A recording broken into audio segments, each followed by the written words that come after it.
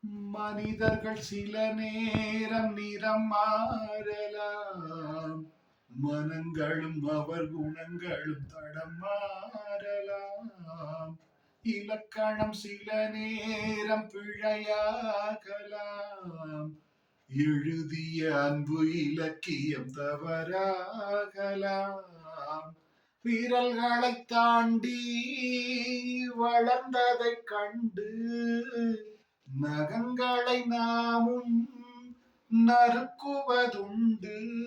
இதில் என்ன பாவம், எதற்கிந்த சோகம்? கிளியே நலம் வாழ என் நாடும் என் வாழ்த்துக்கள், தமிழ் கூறும் பல்லாண்டு என் வார்த்தைகள், இளவேனில் வாசல்